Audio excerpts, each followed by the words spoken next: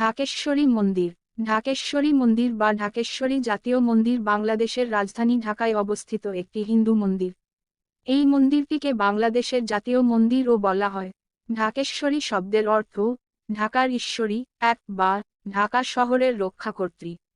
দুই, এই মন্দিরটি ভারতীয় উপমহাদেশের বিখ্যাত শক্তিপীঠগুলির একটি। এখানে সতীর মুকুটের মণি পড়েছিল। এটি বাংলাদেশের অন্যতম বৃহত্তম মন্দির। তিন, অনেকের মতে দেবী ঢাকেশ্বরীর নাম থেকেই ঢাকা নামের উৎপত্তি। সেন রাজবংশের রাজা বল্লাল সেন দ্বাদশ শতাব্দীতে প্রতিষ্ঠা করেন। বর্তমান মন্দির কমপ্লেক্সটির দীর্ঘ অস্তিত্বকালে পুনর্নির্মাণ ও সংস্কারের দরুন বর্তমানে এর আদি স্থাপত্যিক বৈশিষ্ট্যের কোনো কিছুই স্পষ্টভাবে প্রকাশ পায় না। 1948 সালে এই মন্দিরের দেবী ঢাকেশ্বরীর 800 বছরের পুরনো আসল মূল বিগ্রহটি দেশভাগ পরবর্তী দাঙ্গার সময় আক্রমণ এবং লুণ্ঠনের হাত থেকে রক্ষা করতে গোপনে এবং দ্রুততার সঙ্গে ঢাকা থেকে কলকাতার কুমারটুলি অঞ্চলে দুর্গাচরণ স্ট্রিটের শ্রী শ্রী ঢাকেশ্বরী মাতার মন্দিরে স্থানান্তর করা হয়। ইতিহাস। ঢাকেশ্বরী মন্দিরের ইতিহাস সম্পর্কে নানা কাহিনী প্রচলিত আছে। ধারণা করা হয় যে সেন রাজবংশের রাজা বল্লাল সেন দ্বাদশ শতাব্দীতে এটি প্রতিষ্ঠা করেন। তবে সেই সময়কার নির্মাণশৈলীর সাথে এর স্থাপত্যকলার মিল পাওয়া যায় না বলে অনেক ইতিহাসবিদ মনে করেন। কেউ কেউ দাবি করেন, ভারতীয় উপমহাদেশে মুসলমানদের আগমনের পূর্বে তথা সেন বংশের রাজত্বকালে বাংলার স্থাপত্যশিল্পে চুন বালি মিশ্রণের ব্যবহার ছিল না। কিন্তু ঢাকেশ্বরী মন্দিরটি আগাগোড়া চুন বালির গাঁথনিতে নির্মিত, যা বাংলার মুসলিম আমলেরই স্থাপত্যরীতির বৈশিষ্ট্য। বিভিন্ন সময়ে এই মন্দিরের গঠন ও স্থাপনার নানা ধরনের পরিবর্তন সাধন করা হয়েছে। ধারণা করা হয়, এটি ঢাকার আদি ও প্রথম মন্দির। হিন্দু ধর্মাবলম্বীরা মনে করেন, ঢাকেশ্বরী শব্দ থেকেই ঢাকা নামের উৎপত্তি। ঢাকেশ্বরী দেবী ঢাকা অধিষ্ঠাত্রী বা পৃষ্ঠপোষক দেবী। কিংবদন্তি অনুযায়ী, রাজা আদিসুর তার এক রানীকে বুড়িগঙ্গার এক জঙ্গলে নির্বাসন দেয়। জঙ্গলের রানী প্রসব করে পুত্র বল্লাল সেনকে।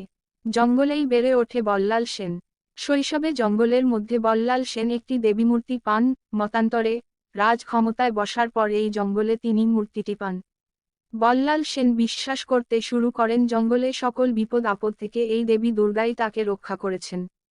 পরে বল্লাল সেন রাজ ক্ষমতায় আসীন হলে তার জন্মস্থানে যেখানে দেবীর মূর্তি পেয়েছিলেন সেখানে একটি মন্দির প্রতিষ্ঠা করেন। মূর্তিটি জঙ্গলে ঢাকা অবস্থায় পেয়েছিলেন যায় বলে দেবীর নাম হয় ঢাকা প্লাস ঈশ্বরী বা ঢাকেশ্বরী। মন্দিরটিও ঢাকেশ্বরী মন্দির নামে পরিচিতি পায়। অপর কিংবদন্তি মতে, রানী রাজা বিজয় সেনের স্ত্রী স্নান করার জন্য লাঙ্গলবন্দ গিয়েছিলেন। ফিরে আসার সময় তিনি একটি পুত্রকে জন্ম দেন, যিনি বল্লাল সেন বলে পরিচিত হন। সিংহাসনে উঠার পর বল্লাল সেন তার জন্মস্থানকে মহিমান্বিত করার জন্য এই মন্দিরটি নির্মাণ করেছিলেন।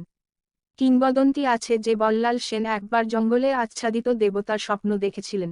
বল্লাল সেন সেখানে দেবীকে আবিষ্কৃত করেন এবং একটি মন্দির নির্মাণ করান। মূর্তিটি ঢাকা ছিল বলে ঢাকেশ্বরী নামকরণ হয়।